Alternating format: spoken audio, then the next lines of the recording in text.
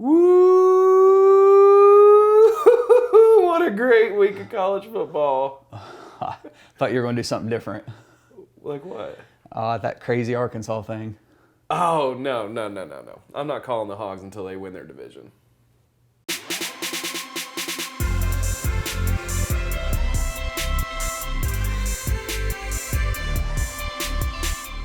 Hey everybody, welcome to In the Red Zone. Sean Brown, Michael Johnson here with you, and it is time for Week 5 college football picks. Already to Week 5, not quite halfway yet, but season is flying by, and we are finally getting into conference games. Every year it seems, and I even say every year, you know, it flies by. I mean, here pretty soon we'll be at the halfway point.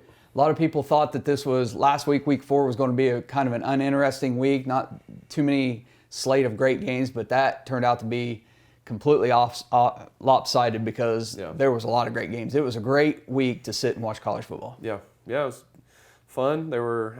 As an OU fan, I'm sitting there kind of biting my nails, but at least I'm not a Clemson fan or an A&M fan right now. It's tough. Clemson drops to 25 in the AP Top 25 and might lose again this week. Yeah, so. And I knew with OU, just because we're in Oklahoma, I knew they would probably drop 1 or 2 spots. Typically, losing teams don't drop all that much, but 6 to 8 is probably where I see them right now. I mean, I know there's a lot of Sooner fans who are the We Want Caleb fans that probably think we should be at 15 or even out of the top 25. I've seen it all on Twitter right now, but hey, a win's a win, and we're 4-0 still, so. That's all you can ask Some for. other big takeaways from Week 1: Arkansas's big win over Texas A&M, which we expected. We called that. And Jefferson, the quarterback for Arkansas. I mean, a tough kid. I mean, I would want him quarterback in my team. I mean, he gets hurt with the leg, and he is not sliding. He's taking on safeties and linebackers and getting yards when he needed them, and just tough. And I'll tell you what, that inspires your teammates. You want to play for somebody like that. Now, I would say put either Kendall Briles or Barry Odom on the assistant coach award watch list, the Broyles Award. And, man, what a coaching staff to just come in and bring that culture there. It took a couple of seasons, but, I mean, we're seeing them way ahead of schedule. Yeah. It usually takes, 2 full years, or even in that third year, you start getting a little bit better. Well, that team has some chemistry. I mean, they are playing as a team. They're playing tough. They're not making mistakes. Yeah, I heard something on the broadcast that said, I think 11 guys stayed for their 6th year, and 9 of them are impact or maybe even starters. Well, and also these seniors that stayed, I don't believe had ever won an SEC game or something like that. And so for them to do what they're doing is pretty impressive. Kendall Briles is going to be a head coach probably next year. I mean, I just can't imagine. I know he's got some. He was wrapped up deep in that. Baylor stuff. But if you're going to hire him as an offensive coordinator, why wouldn't you? I mean, Greg Schiano had some some baggage that kept him from getting the Tennessee job. Now he's at Rutgers doing what he does at Rutgers, and so Briles is going to get a chance. He is. I guess in interviews he could distance himself from his father and.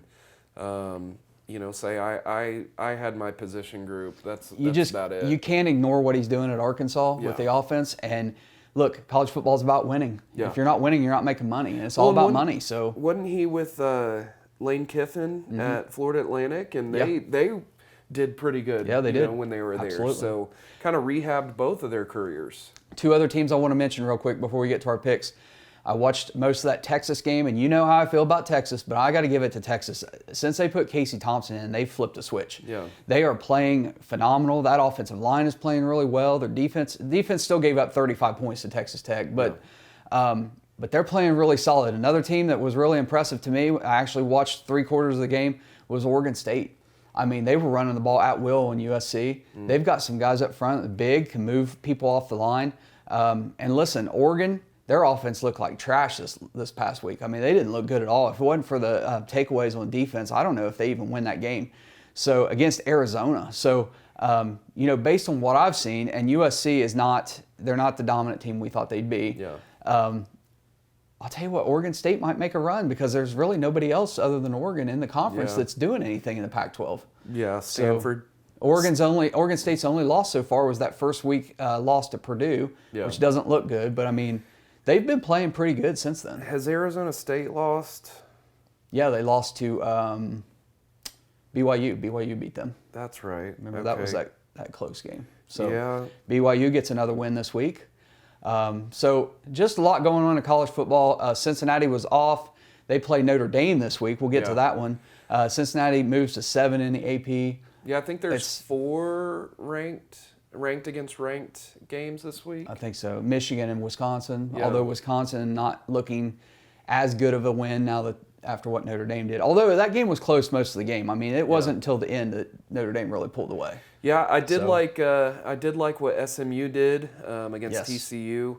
Man, I think Tanner Mordecai has to be in the Heisman consideration with Corral right now. Dude, he's got more touchdowns than anybody. Yeah. I mean, it is impressive what he's doing. Yeah, I mean, you have to. I know and Bryce Young and he's thrown some interceptions this year, but just the positive things he's doing are just. I mean, they outshine just about anybody he's playing.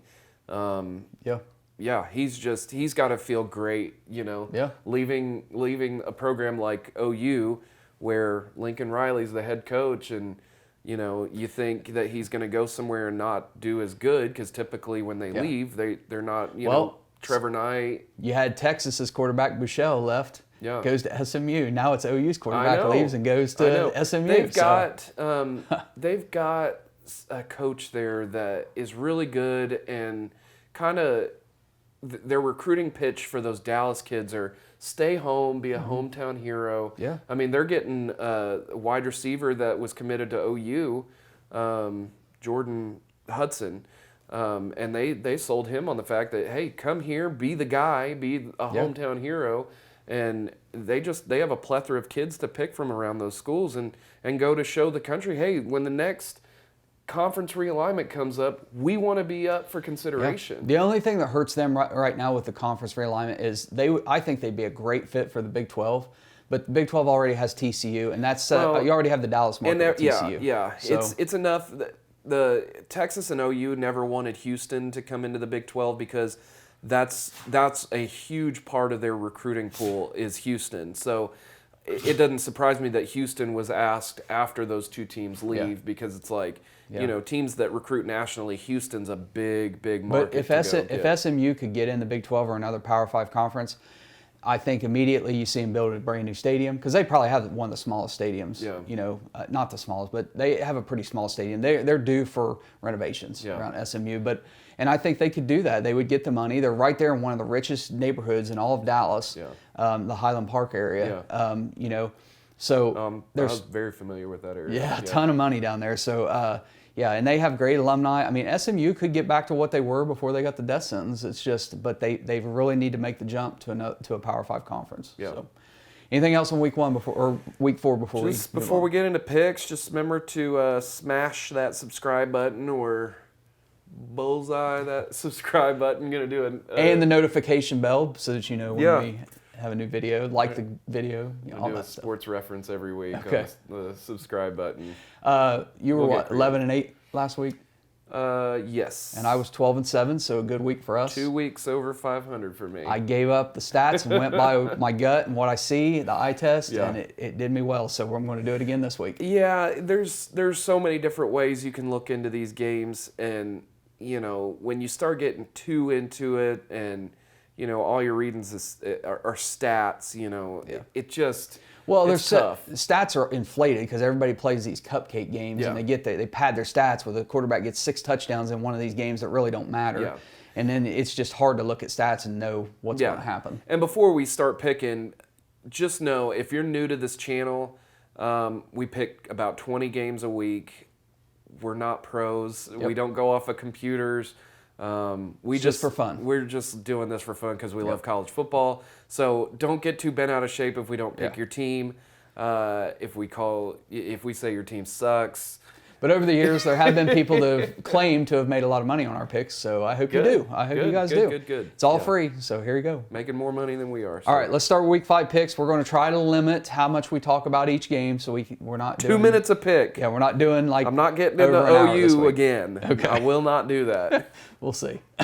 There's nothing to say. There's nothing to say. All right, let's start off. Iowa is a 4-point favorite at Maryland. I want to start off by saying this. I'm taking Maryland and the points. I have been a big proponent of Iowa. I think they are a great team. I think they're deserving of where they're ranked. However, the following week, they're home against Penn State. They're looking forward to that game. Yeah. Maryland and Tagovailoa is having a great season offensively.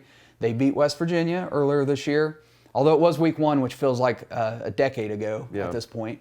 But I think Maryland, this is a trap game for Iowa. It really is. They're heading to Maryland for this, and I don't know if they're going to be focused. Their offense hasn't been playing well. Their defense has been phenomenal and been keeping them in it, but they got to find some more offense this week if I think they're going to win and cover force. I'm going to take Maryland in this. Yeah, Maryland hasn't really had that much competition.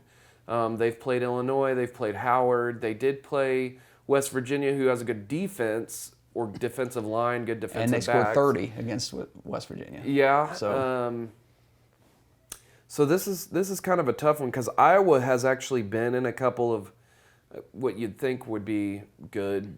10-point win against Iowa State. Yeah, they 10-point win last week against handily. They did beat Indiana in week 1 pretty easily, but then they did struggle with Colorado State. Yes, winning by 10. Yep. But that was that at? No, that was at home. Yeah. They did not cover. They were like 23-point favorites. They both have played Kent State.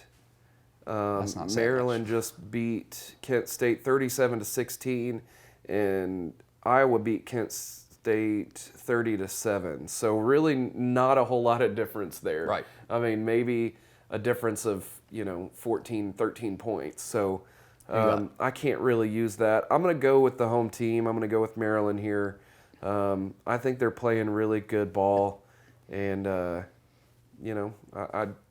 just like them. Yeah. Okay. Next game, BYU is an 8-point favorite at Utah State. Utah State, I might have gotten this wrong. They're either the first or third in the country in offensive productivity, averaging about 570 yards per game. They did get, they didn't get shut out. They got beat by Boise State this past week, like 27-3. But Utah State can they still moved the ball in that game. I think they had 450 yards of total offense against Boise, even though they only scored 3 points. Offense, when they did get that 3, they were on the goal line. They just couldn't get in. I mean, Boise State just played tremendous defense. So that being said about Utah State, it's a home game for them. BYU has had 4 games. They're 4-0. But their wins have come by 8 points, 9 points, and 10 points. So, and they're an 8-point favorite here. Just because of Utah State's productivity and the fact that they're playing at home, I think BYU still squeaks out the win, but I got Utah State in the points in this one. I think you said it, in your breakdown. They're winning by 8 points, 9 points, 10 points. This is either a push or they take it by a point or lose it by a point. Yeah. I think it's going to be that type of deal. Because I think Arizona State is better than Utah State. Yeah. I think that I think there could be an argument made that BYU's playing at their competition's level. Yeah. Which is another reason why I would want to take Utah State. Yeah, I'm just going to take BYU. I think in their wins, they do seem to win by just a shade over a touchdown. Yeah. So, and I could see that this week. Okay. Mississippi State is at Texas A&M. Texas A&M is a 9.5-point favorite. Mississippi State coming off a 3-point loss to LSU. Meanwhile, Texas A&M, a 10-point loss to Arkansas. Look, Mississippi State's not that good this year. LSU is not that good this year either. Texas A&M is better than both those teams. Texas A&M is home. They're coming off that loss to Arkansas. I think they bounced back in a big way. Jimbo Fisher is a really good coach, and he's going to coach them up this week. And that offense, I think, is going to take off against Mississippi State. Yeah. And I think their defense is going to clamp down on Mississippi State. So I think Texas A&M easily covers 9.5. Yeah, they're back home at the 12th man. There's really not a whole lot to say. I think 9.5 is pretty good. And it might move a little bit this week, but I think you see it kind of stick around that. So 9.5. I'm going to take Texas A&M. Texas A&M. Okay. Yeah. Next game, Ohio State, 16-point favorite at Rutgers. Rutgers coming off the close loss to Michigan, 20-13, where Michigan was like an 18 or 19-point favorite in that game. Yeah, we picked Rutgers. We picked in that Rutgers, one too. absolutely. Yeah. Meanwhile, Ohio State ends up getting a huge win, 52-7 or something like that against Akron, although they really struggled early. Got some off-field controversy with one of their linebackers. You can go read about that if you want, but no longer one of their linebackers. Yeah, his tweet from the locker room and all that stuff. Yeah. And look, my feeling is they have to go to New Jersey. I figured by week 4, Ohio State would have their problems ironed out. They had to go with a different quarterback because C.J. Stroud was hurt. I don't know if he's going to be back or not, but I can just tell you that I don't see a fix in sight for Ohio State right now. I know they scored 52, but it's Akron. That game doesn't even really matter. Rutgers impressed me. They really did. I watched a lot of that game against Michigan, and they really impressed me. And I think they can hang within 16 of Ohio State. So I think the Buckeyes do get the win just because they have more talent, and I think the fourth quarter is where they really pull away because that's where you see the difference in just training and the difference in quality of players. The guys start to wear out for Rutgers, and Ohio State will take over. But I think Rutgers keeps it within 16, so I got Rutgers. Yeah. See, Akron's that kind of team that they get the kids, and I've said this plenty of times on this channel, multiple years.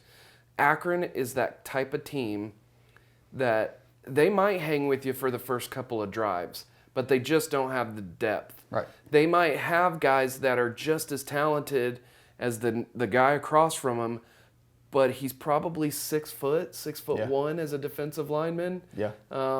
Maybe doesn't run a 4.5.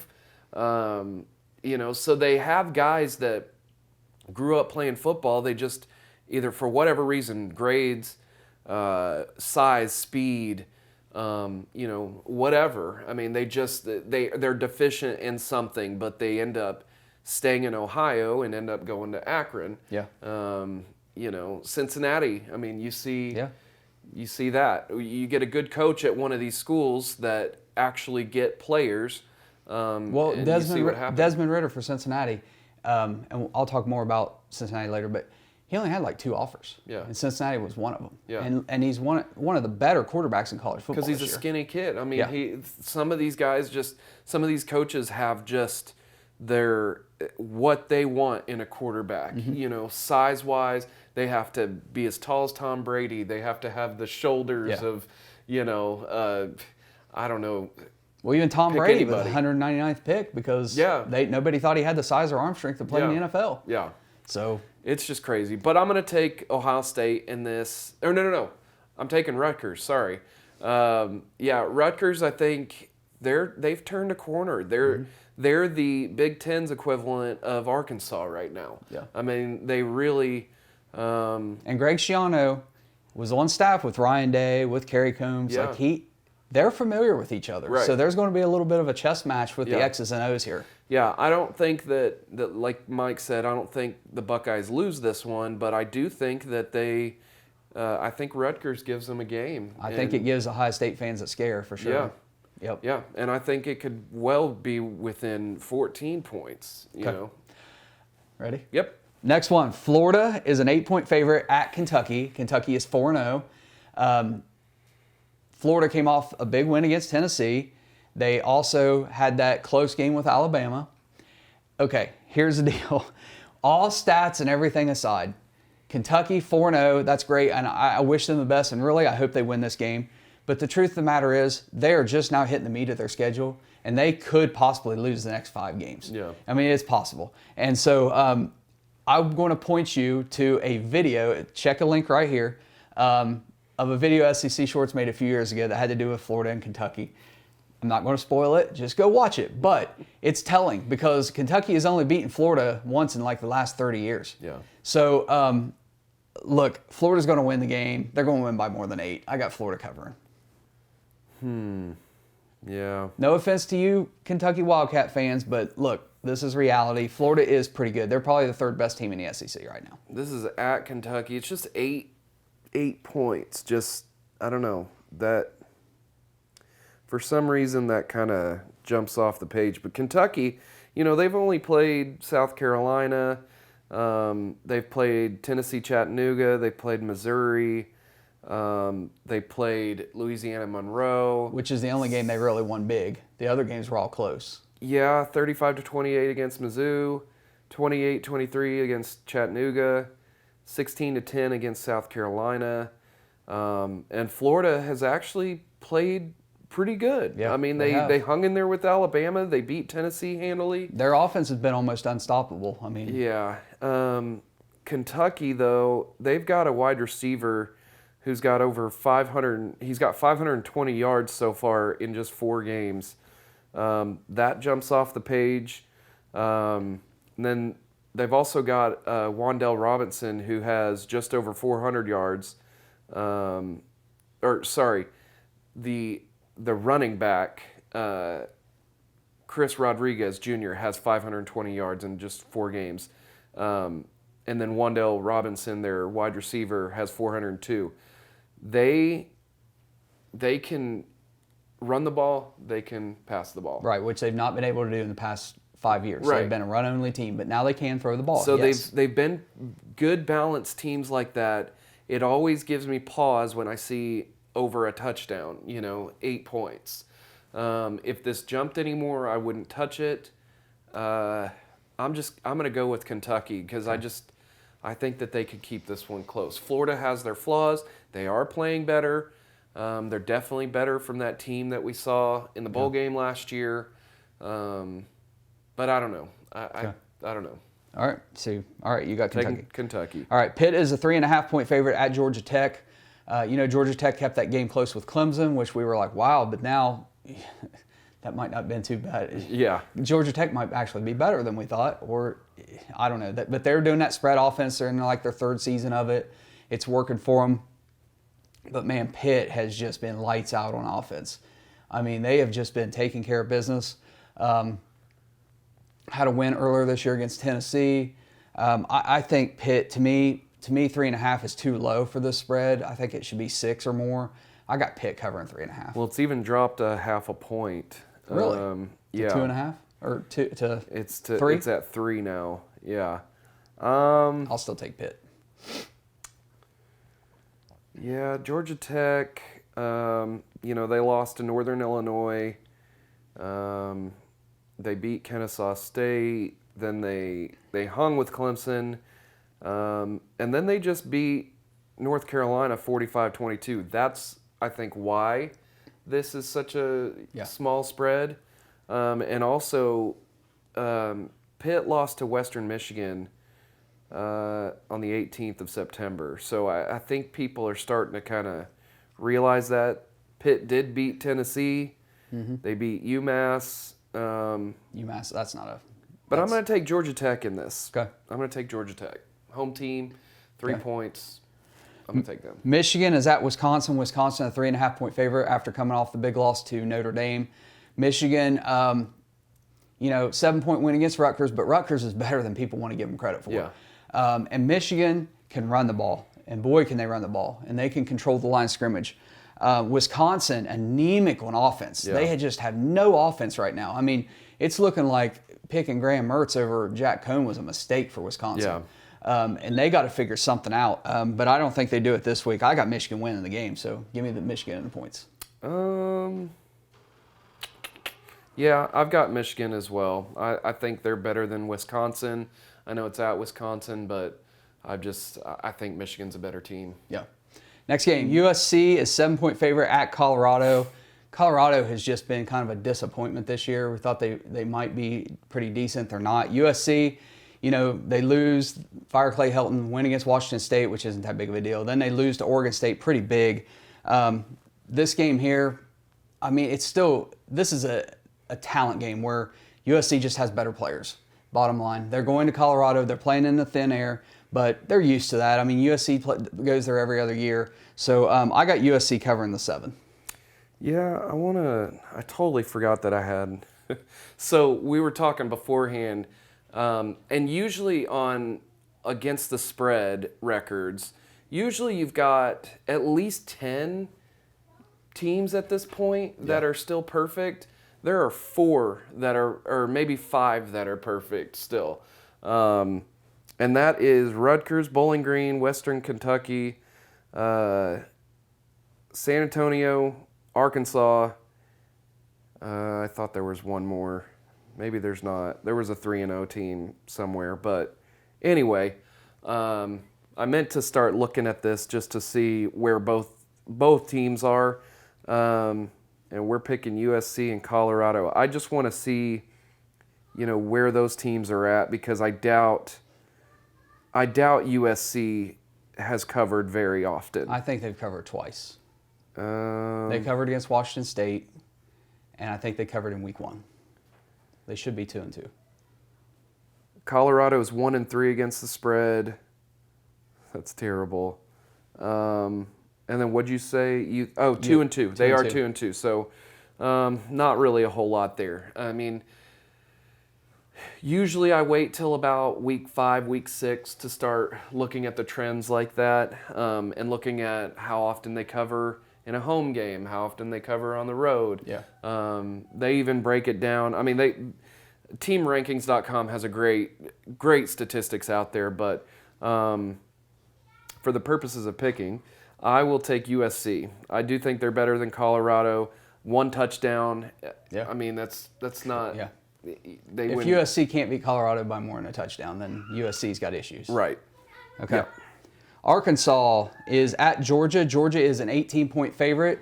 Arkansas is coming off the big win against Texas A&M. You wonder if they're going to have a little bit of a letdown. I don't think they do. Yeah. Georgia has just been playing lights out.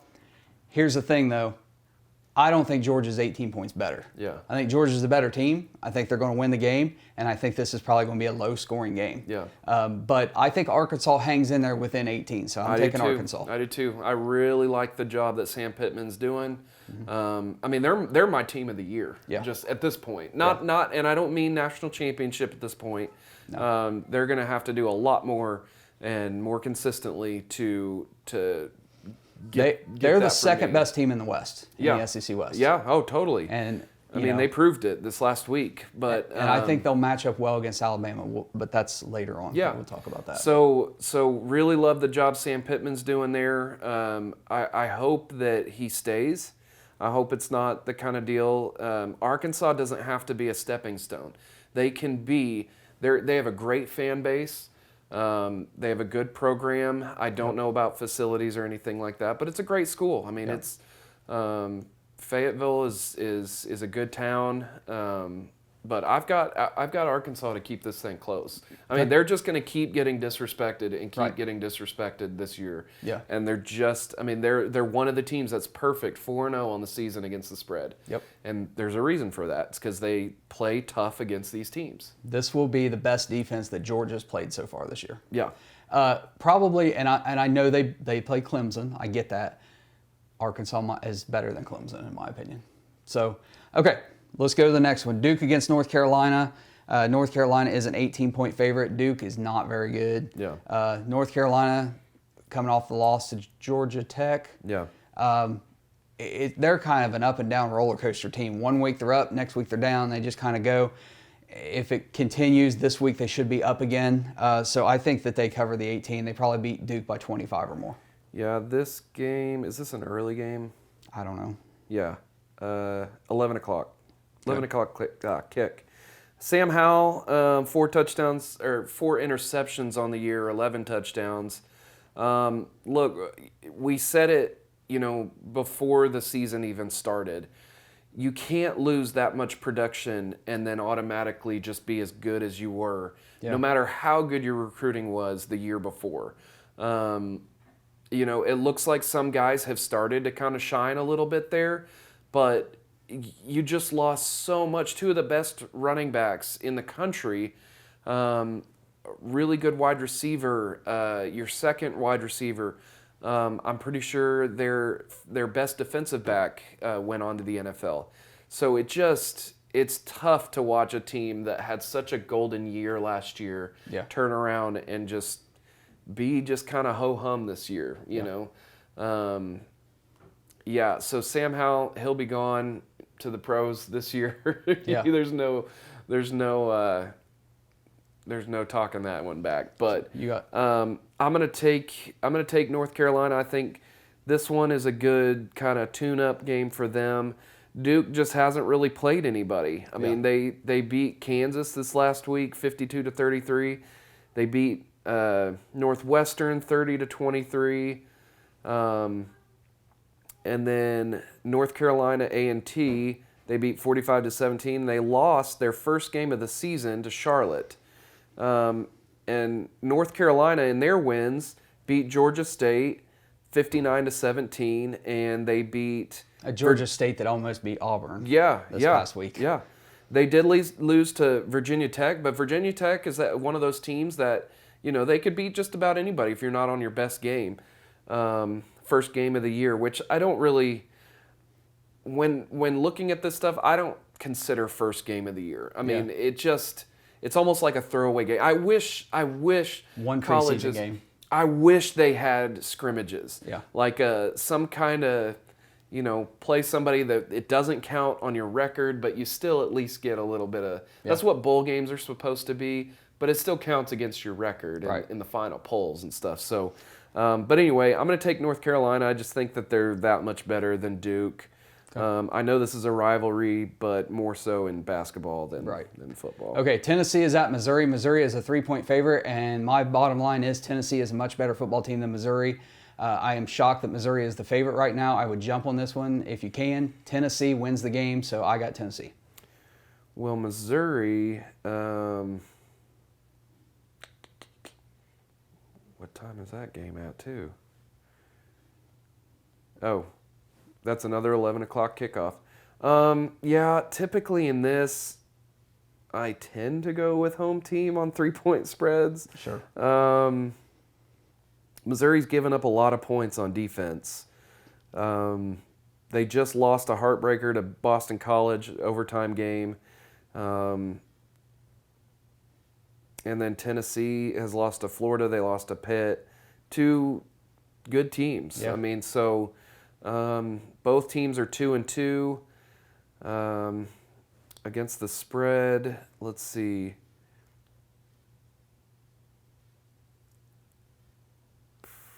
Man, I'm not even finding them. All right, who you got then? Yeah, I'm gonna take Tennessee reluctantly. I want to take Mizzou just because of 3-point. Okay, Tennessee's 1-3 against the spread. Missouri's 0-4. So I just that's all I got. So I'll switch because originally I wanted to take Missouri just for being the home team, and I don't think both teams are that good. Tennessee could turn things around with Josh Heupel, but for the time being, I don't know. Okay, I'll take them. You taking Tennessee? Okay. Texas is a 4.5-point favorite against TCU. TCU coming off the loss to SMU at home, while Texas just run roughshod over Texas Tech. Texas Tech, that's right. Yeah, 70-35 was the final score there. I watched most of that game, and Texas's offensive line and the way they play, the way the players respond to Casey Thompson, it's a totally different football team than what we saw against Arkansas. It just is. Yeah, I was listening to a little bit of it. I had to work, and a customer of mine so generously let me turn on her TV outside and let me turn it up. It seemed like Texas was kind of taking over first part of that game, and then Texas Tech was starting to kind of creep back a little bit. Texas kind of let their guard down. It kind of reminded me of what happened with Tulane, OU and Tulane. Texas got up huge. They started kind of getting soft and thinking about other things, and they let Texas Tech get some easy scores. Yeah. I think, I know you're going to hate hearing me say this, but right now, I think if Texas played Oklahoma, Texas wins right now. I think they're the better team at this point. Texas has turned it around. I mean, and you know how I feel about Texas. Right now, they're playing like they should be, and they are going to absolutely, I think, run all over TCU. Yeah. So I've got Texas easily covering 4.5. Hey, when we're making these picks, I'm not an OU fan. I just want y'all to know that. I am an OU fan, true and true. When we're making these picks, I try to keep that as separate as possible. Yeah. I do think with Casey Thompson, I've said this since last year, I think they're a much better team. I thought they would have been a better team, and I'm sorry, but I thought they could have been a better team with Casey Thompson over Sam Ehlinger. I believe that too, 100%. He just, man, when he throws the ball over the middle, I mean, it's on a rope. that kid, just when he has it dialed in, he can make really good plays. He's mobile. And I just think he deserves his shot. I think that he is good enough to win some ball games. I don't. If there had not been a coaching change at Texas, he would have been the starter. Yeah. Because he was Tom Herman's guy. Yeah. And so it was just, Well, I have my own conspiracy theories about the donors there saying that Sam Ehlinger was their guy because he'd grown up a Texas fan, and they had the pictures of him as a little kid in Texas gear, and so I think that they wanted their All-American Texas boy to be, but he wasn't the better quarterback. Over the OU legacy, Right. But I'm going to take Texas. I think they're on a good roll right now. Now, we'll see if they can be consistent. That's been their problem in the past, is they'll win a good game in, the whole Texas is back thing.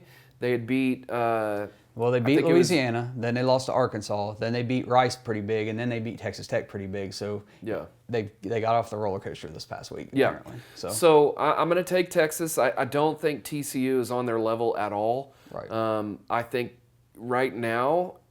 Texas might be the best team in the Big 12 right now. It's possible. I'm not going to go so far as to say that they would definitely win against OU, just because that game can go either way every year. Seems like the team that should win doesn't every year.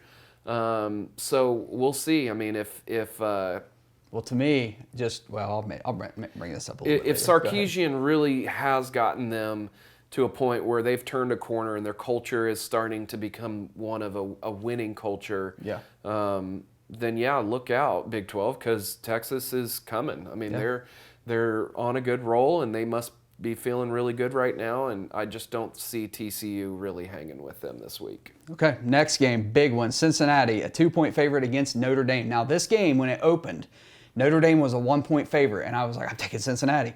And then within an hour, it shifted 3 points. So that tells you people are really betting on Cincinnati. Based on, I've watched Cincinnati play. They did have one game where they struggled just a little bit in the first half. But Luke Fickell's a heck of a coach. He's got that team just rolling. Cincinnati, I've watched some news reports from Cincinnati where, they are so excited to be joining the Big 12. They've already got Big 12 up all around the stadium and everything. The players are pumped up. It's a big deal for them. And, to go to Notre Dame, this is the statement for your school. Right. You win this game and you are a Power 5 school. Yeah. You just are. And so Notre Dame has not looked, they haven't looked great. Yeah. They're winning. They're a good team. We don't know if Jack Cohn's going to be available or not. He may not be. But the bottom line, even if Jack Cohn plays, I like Cincinnati. I like their defense. Yeah. I like everything about them. And I've got them to cover 2 easily. Yeah. This game, I know it's on NBC. This game should be 6 o'clock or 7 o'clock. Yes, this is one of those games that is going to be a really good game. It should be a really good game.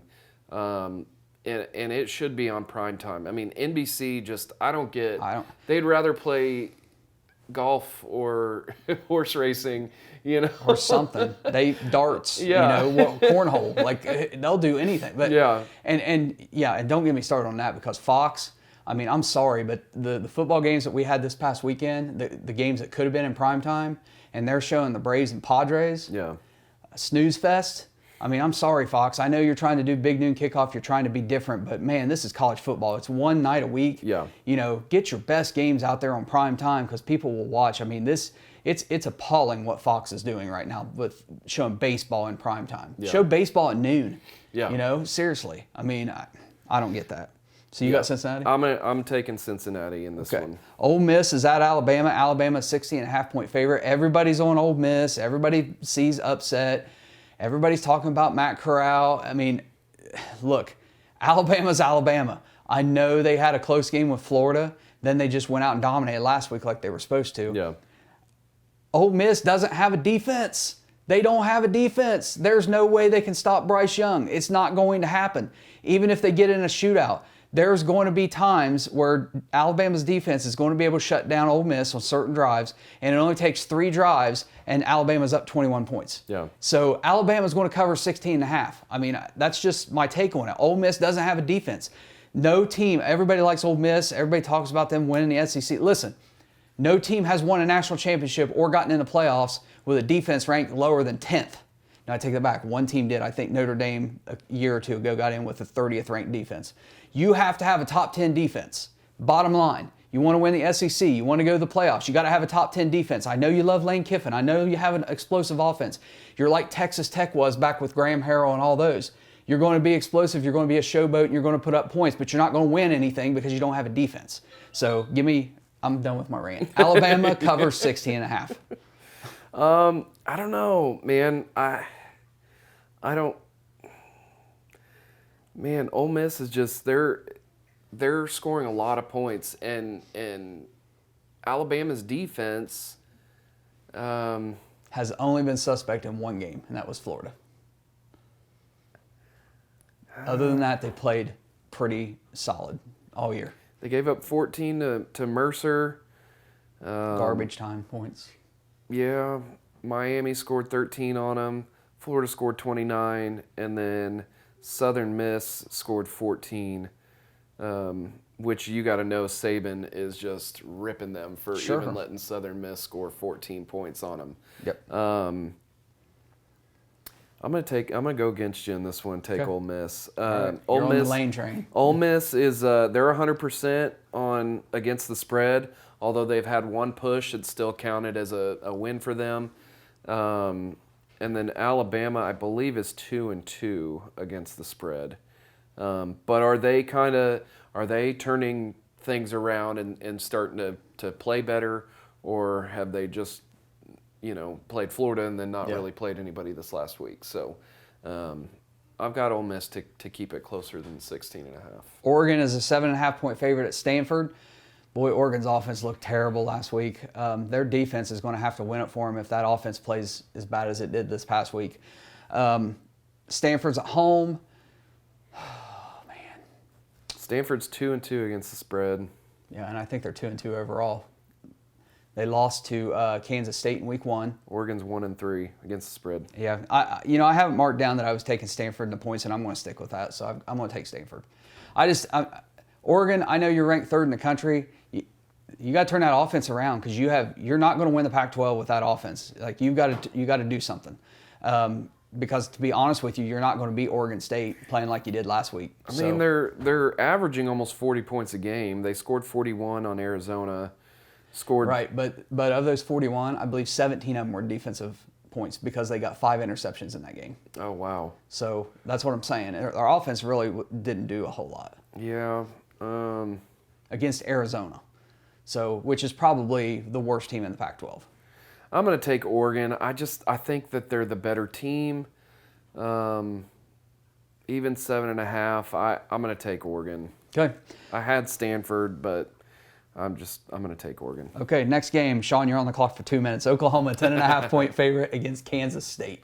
I know. Start the clock. I know Oklahoma State just beat them pretty handily. 11 points, I think, is what it was. But look, Oklahoma still has the problems. They still have an offensive line that cannot block. Their running backs, I did see their running backs blocked better this week. I was real proud of Kennedy Brooks for getting in there and getting some really good blocks. But that offensive line just is not playing as a cohesive unit right now. I don't know what it is. And also, wide receivers aren't getting separation, or at least consistent separation. I really want to see that this week against Kansas State. I will pull what little hair I have left out of my head if they lose it for a 3rd year in a row against Kansas State. And it was funny because I'm in this text group with OU fans, and we have a Longhorn fan in there, and he said, we got Texas, you guys have Texas coming up. I said, hey, we got to get through Kansas State first. I mean, I love that this is the difference in a winning culture and a losing culture. A losing culture loses that game against West Virginia with the same talent, discrepancies on both sides of the ball. I am glad we're not Nebraska. I'm glad we're not Tennessee or USC. There are plenty of teams I can name off a list that just don't have winning cultures right now. And if they do turn this around, Oklahoma, if they do turn this around and start playing at an elite level, they will at least had some grind out tough wins. They will have had that experience, which could help them in the future. But at this point in the season, I still cannot take OU at this point. I can't do it. I mean, I know what happened to Kansas State this last week, but look, I think, is OU going up to Kansas State? Yeah, they're going to Manhattan. So I know typically they play well there. I remember the year Trevor Knight was there at OU.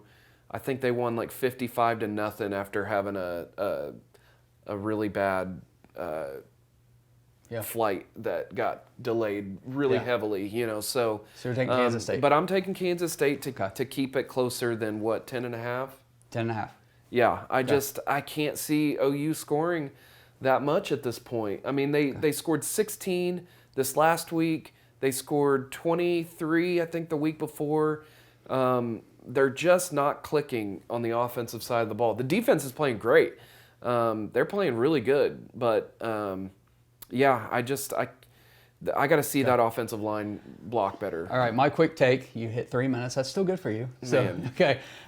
My take on this is I think this is the week Oklahoma explodes on offense, especially after I think Spencer Rattler takes it personal that the OU fans were chanting wanting Caleb Williams in the game. 2 years straight losing to Kansas State. I think they want to go up there and make a statement. I don't think it's as big a statement as they want to make, but I think they go up there and win by 17. One thing to keep in mind, though, last week with the Oklahoma State, Kansas State, it was a 31-20 was the final score. But 7 of those points that Oklahoma State got were when Kansas State had the ball on the goal line, fumble the snap, and Oklahoma State recovers it in the end zone for a touchdown. So that was 7 of the points. So Kansas State's defense is still playing pretty good, but Oklahoma has the talent. It's just a matter of when are they going to let the dogs loose, and I think it's this week. I think they go up there and at least win by 14, probably 17. So I'm going to take Oklahoma. Kansas State, they're coached really well. Chris Kleiman is their coach and just coaches them very, very well. I mean, even before that with Bill Snyder. I mean, he had them just really, really good. And I say really good, I mean well coached. You're not going to see a whole lot of penalties from that team. So they're not going to be shooting themselves in the foot. They're not going to be, bad snaps. Like Oklahoma got really lucky, and it was good to be on that side of the luck. So just crazy. And one thing I'll say about the chanting thing, my dad was at the game. He said it was a very small portion. You shouldn't be doing that either way. It's a bad look for the fan base, but it was a very small section. ESPN has microphones all around the stadium. Sounds They're going to boost that up because of the drama. I mean, they just really I guarantee they loved it. Even though they're going to say, "Oh, you shouldn't be doing," they loved it. Gives you a storyline. They loved it. Yeah, and then Holly Rowe can ask Spencer Rattler about it after the game and try to get a soundbite out of it. Exactly. So, anyway, All right, let's move on. 4 games left. Let's try to keep it under an hour. Baylor is at Oklahoma State. Oklahoma State is a 4-point favorite. I watched the Baylor-Iowa State game. It's debatable how good Iowa State really is this year, but I was really impressed with Baylor. I know coming into this game we talked about they hadn't played anybody. I took Baylor last week because I said I think they're for real, even though I don't know. After watching them, I think they are for real, and they might be the second best team in the Big 12. I like Baylor to go in there and pull the upset against Oklahoma State, so I'm going to take Baylor. Yeah, I'm going to take Baylor as well. I think Dave Aranda has got them kind of, greased the wheels, and they haven't really played. They did go to Kansas, but every other game has been in Texas, so haven't really had to travel too far. Yeah. But Oklahoma State, I don't know. I just don't think they're. Spencer Sanders did have 2 touchdowns against Kansas State, so they're crediting him with basically pulling the team ahead to win. Yeah. It's a good win for them. Yeah, I mean, they're still undefeated. I've got Baylor. Okay, this is a battle of 4-0 teams, so it's a great game. Okay, Indiana is at Penn State. Penn State a 10.5-point favorite. Penn State just kind of getting it done, and they're up there at 5. Yeah. Indiana has been, I think, a disappointment this year. They haven't been as good as what everybody expected them to be. Penix Jr. hasn't played that well. And I forget who Tuttle is their backup. He's played some, but neither one of them's really played that well. Yeah. And so ultimately, I just think that Penn State's a much better team, and I like them to cover 10.5. Yeah. At home, especially. let's see, looking for them. They're 3-1 against the spread. Indiana, I'd imagine, would be worse because they had some people betting on them early in the season. They're 1-3. So, yeah, I'm taking Penn State. Okay. Next win, Boston College is at Clemson. Clemson is a 14.5-point favorite coming off the loss to NC State. I don't have a lot to break down here. Clemson has a pretty decent defense, although they weren't really able to shut down NC State as much as you'd think. Their offense is just struggling. They just can't. They don't have an identity. It feels almost like Oklahoma, only much worse at Clemson. Yeah. Boston College is coming off an overtime win against Missouri, and I think they just want to keep the momentum rolling. I mean, they've got confidence right now, and I don't think they beat Clemson. I really don't. I mean, I think they could, but there's no way in the world Clemson covers 14.5. So I'll take Boston College. Yeah, I think it's even gone up to 16. So, whoa, I would. We're gonna lock it at 14. I would put some money on this one. I think I saw Clemson was 0-4 against the spread. Yeah. Have not covered, will not cover. I don't think this week. I mean, if I say the things I say about OU not being able to cover, I got to say the same things about Clemson. They're just they're anemic on offense. I mean, they just can't seem to get anything done.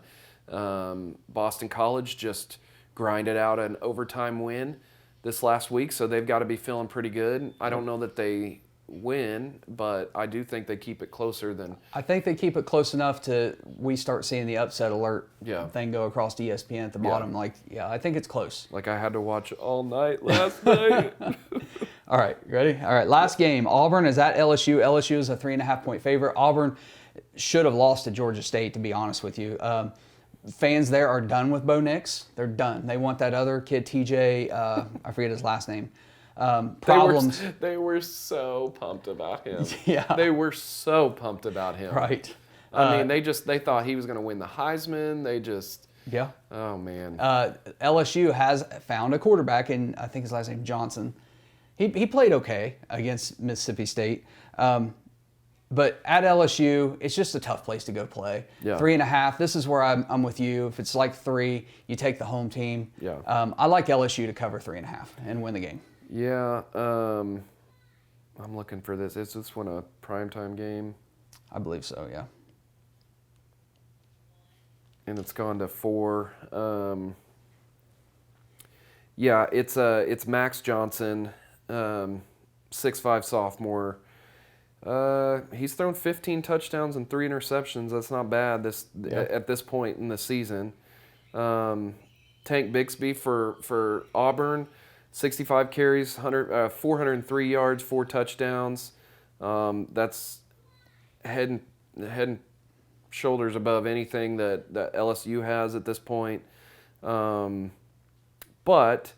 LSU has also beat Mississippi State, Central Michigan, and McNeese. They're on a 3-game winning streak. After losing the UCLA game. Again, first game of the season. I don't really hold first games against hardly anybody. Right.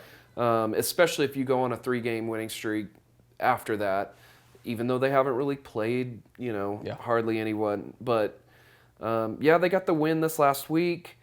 I think Auburn might be better than Mississippi State. I think they are. But I don't know. Too much inconsistency with Auburn. Yeah. I'm going to take LSU. Okay. I'll keep it at LSU. I had them picked. I'm going to stay with my gut. Okay. That's our picks for Week 5 for college football, and we think there's going to be a lot of great games. We had a great week with Week 4. We hope to keep it going with Week 5. Hey, subscribe. What do we do with it?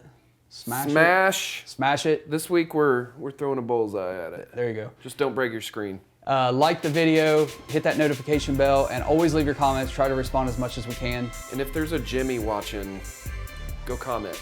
Yep. It was John last week. It's Okay. Jimmy this week. That's all we have. We'll see you again for Week 6. Take care.